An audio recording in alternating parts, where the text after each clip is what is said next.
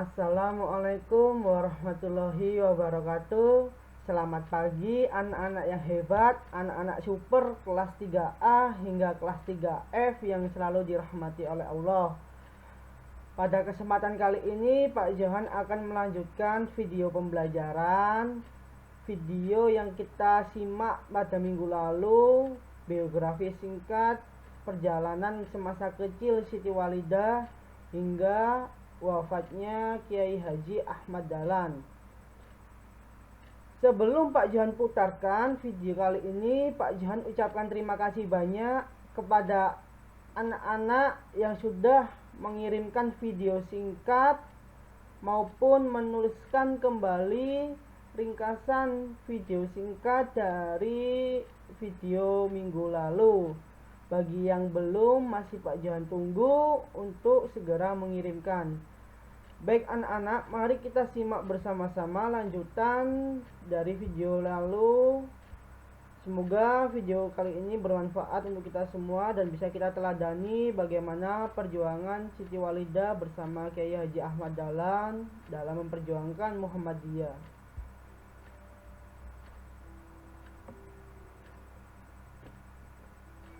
Pada tahun 1923, suaminya, Kiai Haji Ahmad Dahlan, wafat. Ia menitipkan Muhammadiyah dan Aisyah kepada Siti Walidah.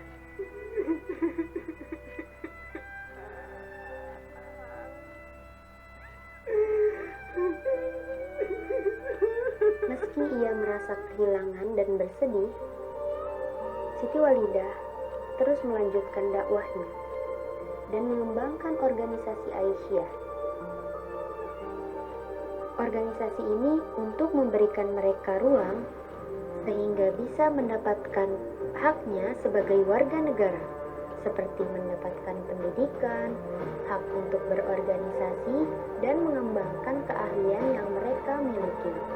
Pada tahun 1926, di Kongres Muhammadiyah ke-15, Siti Walidah melakukan pidato yang membuat semua peserta yang hadir merasa kagum padanya. Perempuan sebagai pendamping suami juga memiliki hak untuk menjadi pintar. Semangatnya berdakwah tidak pernah hilang. Meski Siti Walidah harus bersusah payah mendatangi tempatnya berdakwah. Siti Walidah harus pergi ke Batur dengan menunggang kuda dan melewati jalan yang terjal. Siti Walidah tidak pernah menyerah untuk bisa terus berdakwah dan memberikan pendidikan bagi seluruh kaum perempuan. Setelah Belanda kalah oleh Jepang, keadaan rakyat Indonesia semakin memburuk. Bahkan pada tanggal 10 September 1943, organisasi Aisyah tidak boleh berdiri sendiri sebagai organisasi pergerakan wanita. Hal ini membuat Siti Walidah semakin sedih karena pemerintah Jepang membuat para anak-anak sekolah untuk menyembah matahari dan menyanyikan lagu-lagu Jepang. Siti Walidah melarang keras murid-muridnya yang bersekolah di sekolah Jepang untuk melakukan apa yang diperintahkan pemerintah Jepang pada saat itu.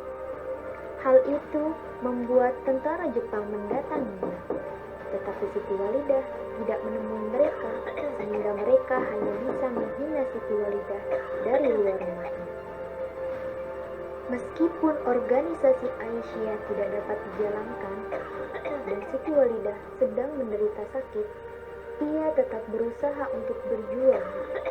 Ia menganjurkan kepada anak-anak didiknya untuk ikut berjuang dan mempersiapkan segala yang dapat diberikan untuk membantu garis depan seperti penyelenggaraan dapur umum, pemeliharaan kesehatan, pengobatan bagi yang sakit, dan lain sebagainya untuk membantu para pejuang. Siti Walidah memberi nasihat agar berjuang dengan landasan amar ma'ruf nahi munkar atau menganjurkan kepada kebaikan dan melawan kejahatan. Pada tanggal 17 Agustus 1945, proklamasi dibacakan oleh Insinyur Soekarno dan Muhammad Hatta. Proklamasi. Kami, bangsa Indonesia, dengan ini menyatakan kemerdekaan Indonesia. Tidak lama setelah proklamasi, pada tanggal 31 Mei 1946, Siti Walidah wafat karena sakit yang telah lama dideritanya. Tepatnya pada pukul 13.00 di kediamannya di Kampung Kauman, Yogyakarta. Berita wafatnya Siti Walidah dimuat di Kedaulatan Rakyat nomor 215 pada hari Sabtu tanggal 1 Juni 1946. Pada tanggal 22 September 1971, berdasarkan surat keputusan Presiden, pemerintah mengelompokkan Siti Walidah sebagai pahlawan nasional. Itulah kisah dari Siti Walidah, sang pencerah kaum Hawa. Bagaimana anak-anak? Sungguh luar biasa perjuangan seorang Siti Walidah yang memperjuangkan hak-hak perempuan, yang memperjuangkan hak-hak wanita untuk mendapatkan pendidikan. Bagaimana seorang walidah mengajak kaum Hawa untuk berada di garis depan untuk menyiapkan makanan konsumsi untuk para pejuang kita, memberikan kesehatan, memberikan obat bagi pejuang-pejuang kemerdekaan bangsa Indonesia.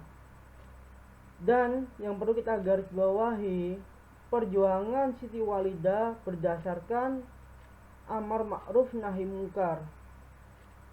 Itu yang perlu kita teladani, anak-anak hebat kelas 3A hingga kelas 3F. Kita patut meneladani perjuangan Kiai Haji Ahmad Dahlan beserta istrinya Siti Walidah. Tentu ini sangat bermanfaat bagi kita semua, dan Pak Johan harap perjuangan ini bisa patut kita tiru.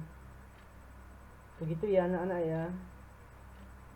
Baik, untuk memperdalam materi kita dari awal, dari organisasi Muhammadiyah, dari biografi Kiai Haji Ahmad Dahlan hingga biografi Siti Walidah, Pak Johan akan memberikan tugas untuk kalian, yaitu mengerjakan uji kompetensi halaman 36 sampai 38, hanya Romawi A dan Romawi B.